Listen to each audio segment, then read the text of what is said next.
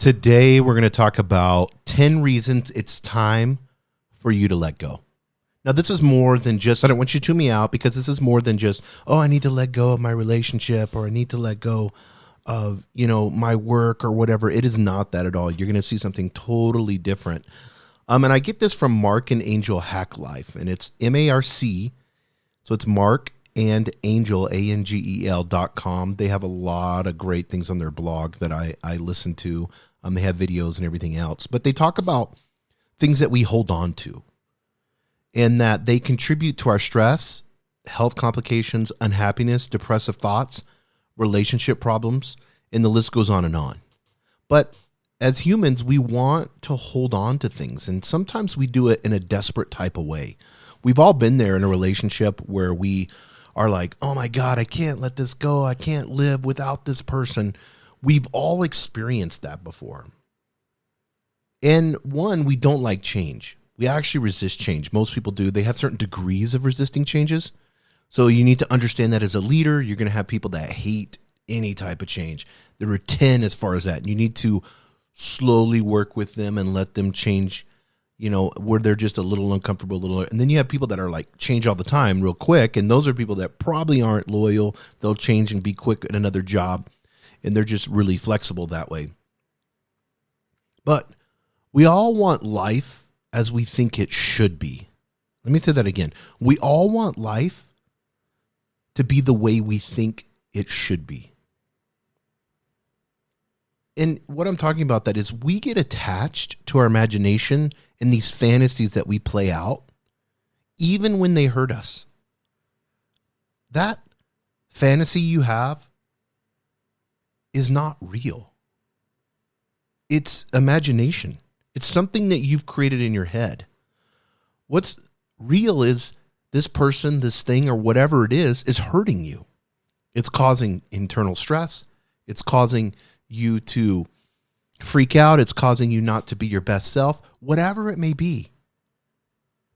And understanding that when we complicate our lives with our imagination, and we think that the imagination and the emotions that we have represent reality, and when we get that, we can stop holding on to this imagination. And markandangel.com, they use a great analogy, and I love this. And they said, imagine you're blindfolded and treading water in the center of a large swimming pool, and you're struggling desperately to grab the edge of the pool that you think is nearby. But really, it's not. It's far away. Trying to grab that imaginary edge is stressing you out and tiring you out as you splash around aimlessly trying to hold on to something that isn't there. Now imagine you pause, you take a deep breath, and you realize that there's nothing nearby to hold on to, that all there is just water around you. You can continue to struggle with grabbing at something that doesn't exist, or you can accept that there's only water around you, relax, and float. Imagine that. Or take the effort that you do have to say, okay, at some point I'm in a pool, so if I slowly work my way, conserve my energy, slowly work my way in a direction, I'm going to get to a real edge. And they say this in an article, they say, today I challenge you to ask yourself, what are you desperately trying to hold on to in your life? And how is it affecting you? Self-awareness questions, guys. I talk about this every episode. Self-awareness is your superpower. Most people walk around unconscious. They're not conscious. If you're a conscious leader and you're being self-aware and asking yourself questions constantly, like, what am I desperately holding on to? Why don't I want to fire this person? What am I desperately holding on to with this person? And how is it affecting me? Well, their performance has been shitty for the past 2 years. I'm friends with them. I like to play golf with them. But they aggravate me when I'm at work. And it hurts the rest of the team. It hurts the business. We haven't hit our numbers. This person's just a huge drag of weight. So I'm not going to be able to play golf with them anymore. Or maybe they will. Who knows?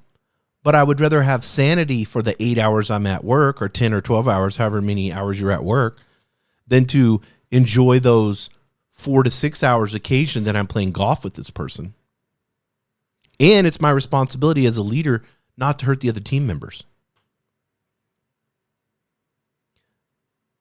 So imagine that you're trying to hold on to something that isn't real. And then envision yourself letting go and just floating. How would that change your situation? If you let go, how is that going to change your situation? And they have a list here, and I want to go through them with you guys. They say when you let go, you allow yourself to make the best of what you got. And they talk about success a lot of times is letting go.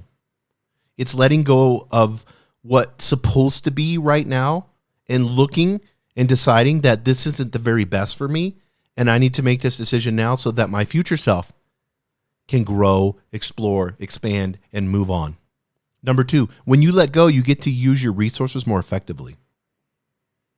Because you're trying to control something that's uncontrollable, and it's taking all of your energy. So the resources, the limited resources that we do have, if they're used for something that's uncontrollably, it's ineffective. The time and energy that you're focusing on what is unreal and imaginary compared to the time and energy that you can focus on that truly matters. The thing that you can actually control.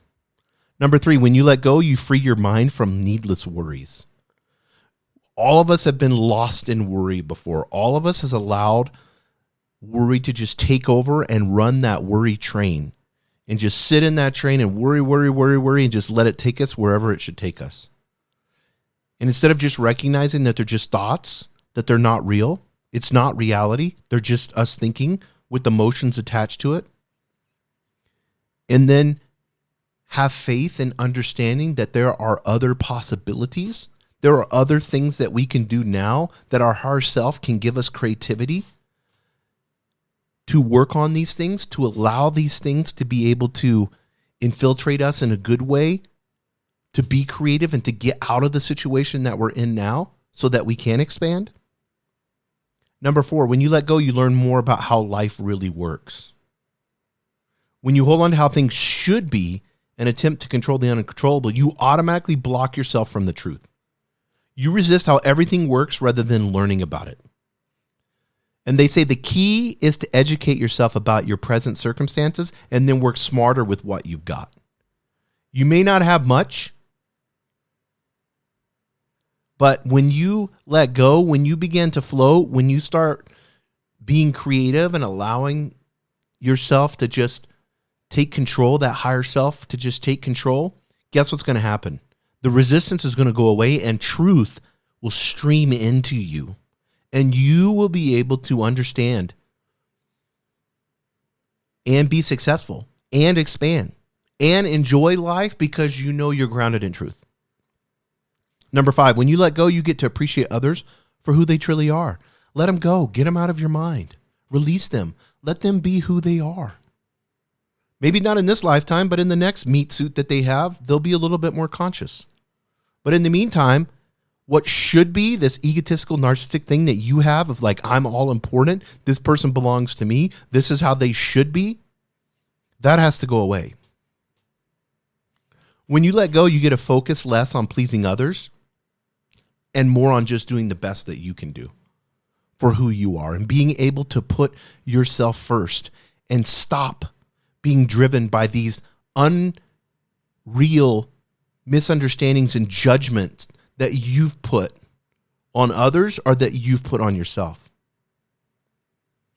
Because all it's going to do is just disappoint you and stress you out over and over and over again.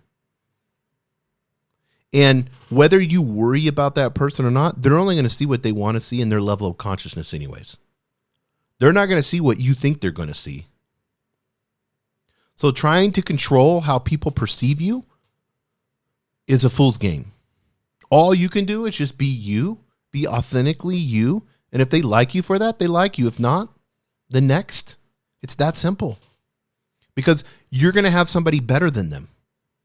You're going to elevate. If you're acting in truth and your authentic self, that will radiate, and you will find other people that are operating in that, and you won't have to deal with what should be. You will have to deal with what is going to be. Number 7, when you let go, you allow yourself to grow and heal. If you accept the circumstances for what they are and understand why did I actually love him? What were the good and the bad on that? What can I learn from that relationship? Why did I feel like I needed to stay in that job? Why did I feel like I couldn't let it go? Why am I so quick and easy to give people my heart and then they hurt me? Why? Those questions bring you back into reality. And it lets you not just let people go, but it lets you be able to grow. Number 8, when you let go, it gets easier to forgive yourself and love yourself again. Because you're not in that cycle over and over and over again. And yeah, you made bad judgment. Yeah, you made a bad judgment call, but it was a learning lesson. That's all it is. There's no per se right or wrong. There's learning lessons that you can learn from. Yeah, it was a terrible mistake. I own it. Let me be self-aware enough where I won't make that again. And I'll find somebody that's worthy of love, of my love. And I'm going to forgive myself and move on. Number 9, when you let go, you get to enjoy more of life's pleasant surprises. You don't know what's going to happen when you're operating in your best self. You don't know what's going to happen. You don't know what opportunities will be presented to you once you allow abundance to be able to flow through you. You don't know. Usually it's 10x, 100x more than we can even imagine. Number 10, last one, when you let go, you live more gratefully and gracefully. To be grateful of the experience, to laugh about it. What made you cry, you can laugh now. Because it helped you learn and grow. It's the acceptance of everything of who you are, everything that you have experienced, and this agreement that you have with yourself and understanding that life is all about learning. Whether it's God, the universe, gives you this opportunity to be able to learn. And every experience has tremendous amounts of value to help you to learn, to understand, to grow. And you can take positive steps every single day in letting things go. There's so many things that you can let go in your life that's holding you down.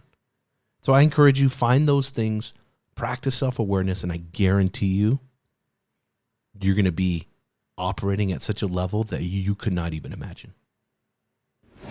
Thank you for joining us on the Albuquerque Business Podcast. And thanks to our sponsor, RigbyDigital.com. Make sure to subscribe and share. And go to abqpodcast.com. Get show notes, resources, and links to everything we talked about today to help you navigate your journey as an entrepreneur and business owner.